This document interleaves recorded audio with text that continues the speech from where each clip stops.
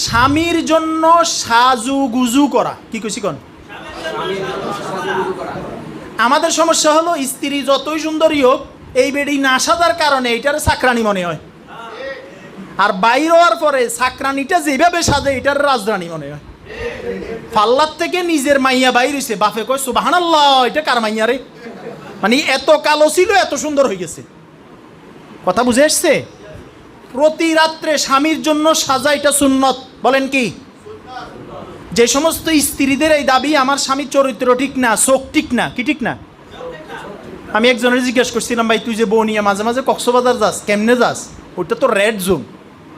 কয় যে আমি কালো চশমা পরি যাই। কি পরে যায়? তাহলে প্রতিটা স্ত্রী স্বামীর জন্য সাজা কি, আর প্রতিটা স্বামী স্ত্রীর জন্য সাজা সুন্নত। বলেন কে কে সাজবেন বললে কি আতো ডান্সে দেখি?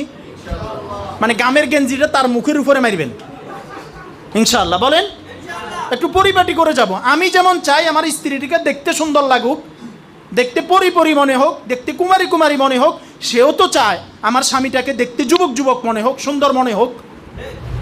কথা বুঝেন নাই? আর আলহামদুলিল্লাহ আমাদের রেস্ট্রিকশন থাকার কারণে আমাদের স্ত্রীগুলো তো বাহিরের মজমা দেখে না, খবরও নাই। তো সে তো দেখে দিনের শুরু তো আমাকে দেখে, দিনের শেষও আমাকে দেখে, ঘুম থেকে উঠার পরও আমাকে দেখে, ঘুমাইতে গেলেও তো আমাকে দেখে। তো আমি তো একটু সেজে গুছে থাকা দরকার। ভাই একটা ডিম তো অনেকভাবে খাওয়া যায়, সিদ্ধ করে খাওয়া যায়, পেঁয়াজ দিয়ে বাজি করে খাওয়া যায়, ফুস করে খাওয়া যায়, তাই না? তো আপনি যদি প্রতিদিন, যেহেতু অনেকে মাছ না চাইলেও করতে পারবেন না, তো নিজের বউটা কোনো সময় 3 পিসে, কোনো সময় শাড়িতে, কোনো সময় এক সাজে, কোনো সময় আরেক সাজে দেখার সুযোগ আছে না নাই?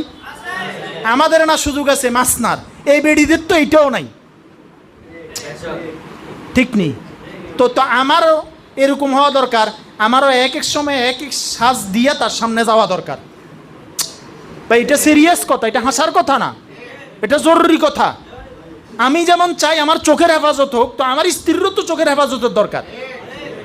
আমি যেমন চাই আমার চরিত্র হেফাজত হোক, আমার স্ত্রীরও তো সতীত্ব হেফাজত হওয়া দরকার। কথা কি বুঝে আসতেছে ভাই? আল্লাহ বুঝার তৌফিক দেন।